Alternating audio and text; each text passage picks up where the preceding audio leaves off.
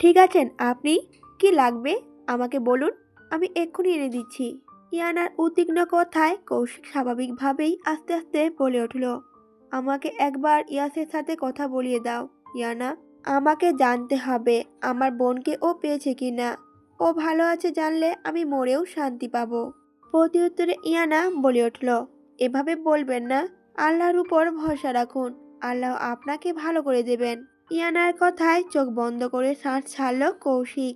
Iyana call দিল ইয়াসের ফোনে, যদিও জানে এই সময় কলটা রিসিভ করবে না ইয়াস।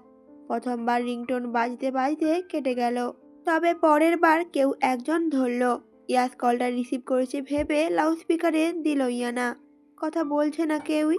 ফোনের ওপাশে নীরবতা দেখে ইয়ানাই আগে বলল, ইয়াস রায়হান আছে? ভেসে এলো অপর পাশ থেকে, না তিনি এখানে নেই। প্রতি উত্তরে ইয়ানা বলে উঠল, তাহলে কোথায় আছে?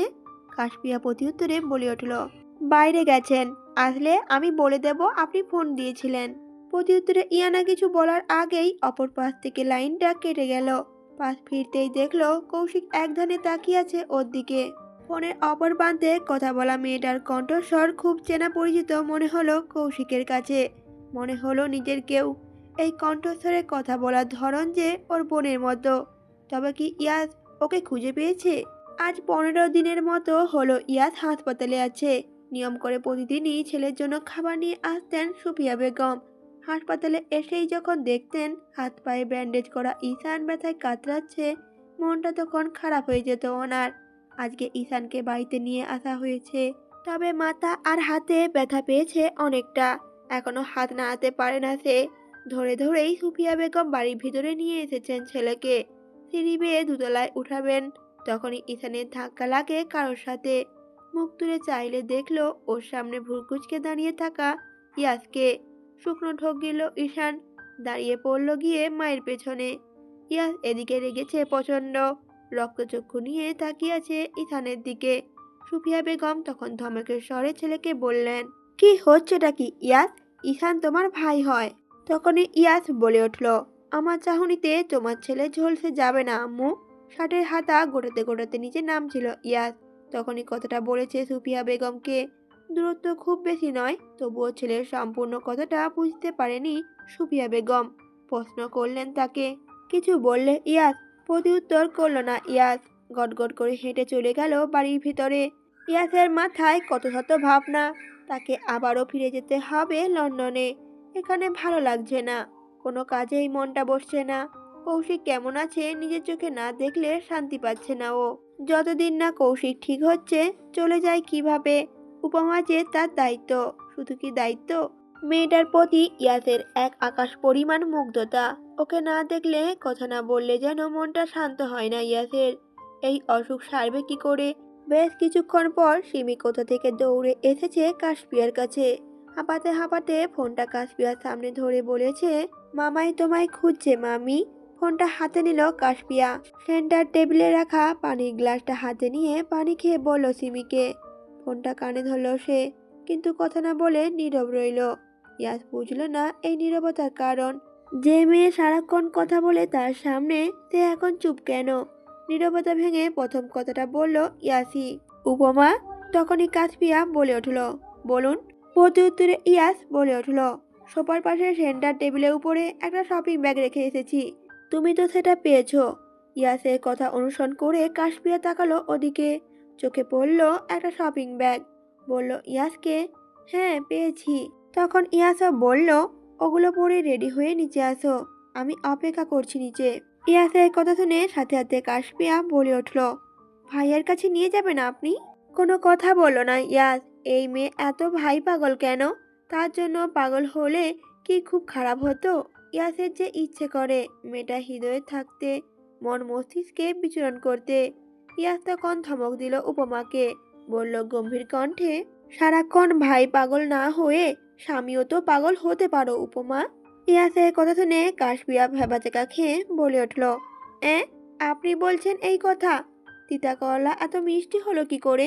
উপমার কথাটা পছন্দ হলো না ইয়াসের। ধমকের স্বরে তাই বলল উপমাকে, তাড়াতাড়ি আসবে নাকি চলে যাব? কাশপিয়া তখন সাথে সাথেই বলে ওঠে, আরে বাবা আসছি, অপেক্ষা করুন। কথাটা বলেই ফোনটা কেটে দিল কাশপিয়া। সিমিও চলে গেল রুম থেকে বেরিয়ে। শপিং ব্যাগটা খুলতেই একটা সুন্দর নীল শাড়ি নজরে আসলো কাশপিয়ার। তার সাথে সুন্দর জুয়েলারি সেট, সাথে পেলি ফুলের গাজরাও ছিল। ঠোঁটের কোণে হাসি ফুটে উঠল কাশপিয়ার।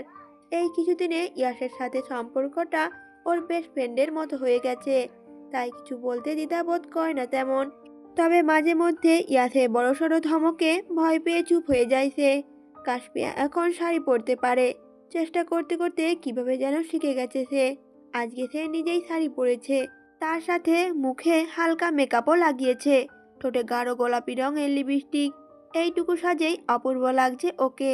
সবই ঠিক আছে, কিন্তু বেরি ফুলের গাজরাটা সে চুলে গাঁথবে কি করে? ফুলটা হাতে নিয়েই বেরিয়ে গেল কাশপিয়া।